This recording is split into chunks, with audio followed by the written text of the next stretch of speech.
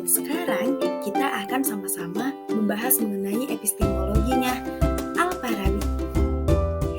Seperti yang kita ketahui, sebagian dari kita bahwasannya Al-Farabi itu lahir di Wasij di distrik Farab di Transosiana pada tahun 870 Masehi dan meninggal dunia di Damaskus pada tahun 950 Masehi. Beliau belajar banyak sekali ilmu-ilmu keislaman dan juga musik-musik di Bukhara. Beliau juga belajar ilmu filsafat terutama logika kepada orang-orang Kristen Nestorian yang berbahasa Suryani. Siapa dia? Yaitu Yohana ibnu Haylan di Maroka. Al-Farabi ini dikenal sebagai ahli logika sehingga ia mendapat gelar guru kedua setelah guru pertama yaitu Aristoteles. Al-Farabi mempunyai banyak karya di berbagai bidang, salah satunya pada bidang filsafat, baik filsafatnya Plato maupun filsafatnya Aristoteles. Bahkan ia berhasil mendamaikan keduanya dengan karyanya yaitu Al-Jam'u Baina Al-Hakimain. Sebagaimana dia juga dikenal sebagai pendamai antara filsafat dan juga agama. Al-Farabi mengartikan filsafat sebagai ilmu tentang maujud-maujud sebagaimana adanya dengan menggunakan argumen demonstratif yang bersifat meyakinkan.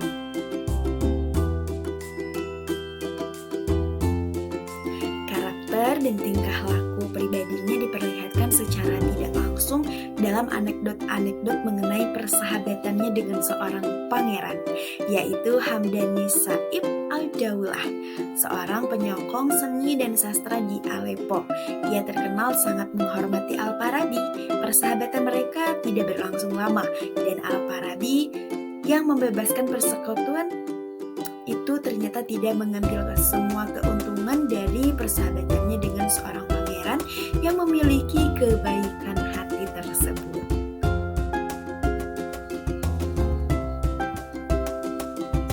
Sebagaimana Al-Kindi, Al-Farabi juga membagi filsafat ke dalam dua macam, yaitu filsafat yang dapat mengetahui maujud-maujud yang tidak mengharuskan manusia mengamalkannya dalam kehidupan praktis yang disebut dengan filsafat teoritis. Kemudian yang kedua ialah filsafat yang bertujuan untuk mengetahui sesuatu akan diamalkan dalam kehidupan praktis yang disebut dengan filsafat praktis. Dan dilihat dari segi tingkatannya, Al-Farabi meletakkan akal perolehan di urutan pertama, kemudian akal potensial, lalu akal aktual dan akal potensial.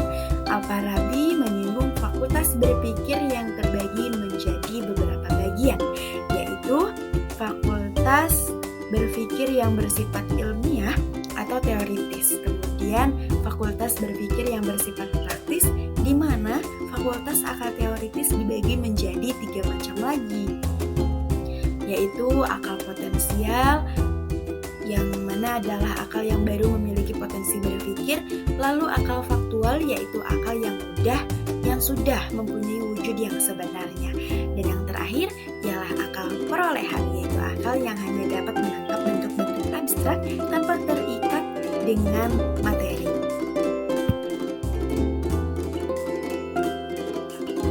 Dengan pembagian fakultas tersebut, Al-Farabi membagi filsafat menjadi 2 bagian lagi, yaitu filsafat teoritis dan praktis. Yang tadi sudah dikatakan. Filsafat teoritis lebih diutamakan ketimbang filsafat praktis. Mengapa? Karena bahkan ya dari 3 jenis filsafat teoritis yaitu riyadi, fisika, dan metafisika, Al-Farabi ini mengutamakan yang metafisika.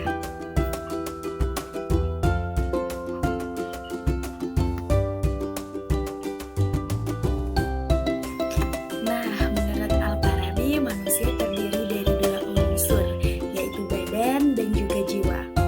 Keduanya adalah suatu alat untuk mendapat pengetahuan.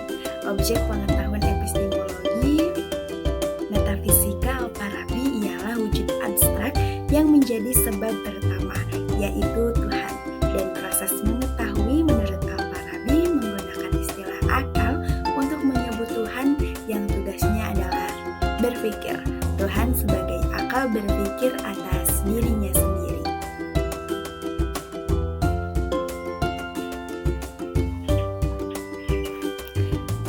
Sumbangan Al-Farabi dalam bidang fisika, metafisika, ilmu politik, dan juga logika telah memberinya hak untuk menempati posisi terkemuka yang tidak diragukan lagi antara filosof-filosof Islam.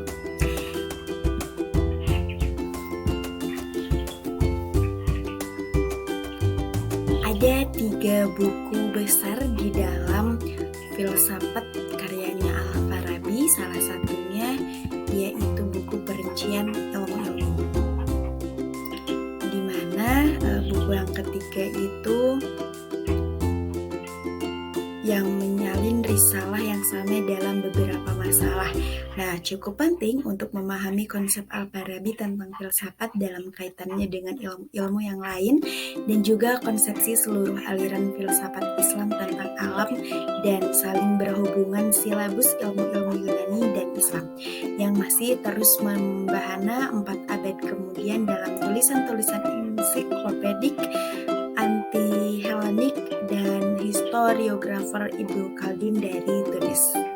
Ilmu-ilmu matematik meliputi aritmatika, geografi, perspektif astronomi, musik, dinamika, dan mekanika. Pada setiap ilmu-ilmu ini terdapat bagian yang teoritis dan juga praktis tergantung pada apakah ilmu tersebut berkaitan dengan konsep atau prinsip-prinsip abstrak yang diberikan kepadanya atau dengan penerapannya pada seni atau perdagangan. Al-Farabi juga memecahkan masalah keabadian seperti Aristoteles. Ia menempatkan keabadian hanya kepada bagian intelektual jiwa. Ia membuat jiwa tergantung pada kadar pemahaman intelektual jiwa berbeda dengan Aristoteles.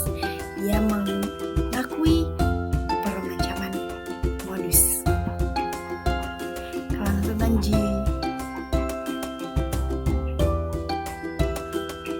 Kelangsungan jiwa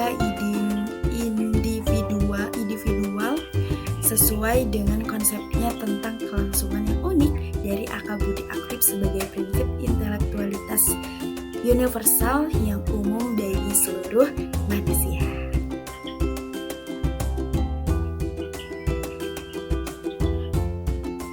Itu dia mengenai epistemologi Al-Farabi.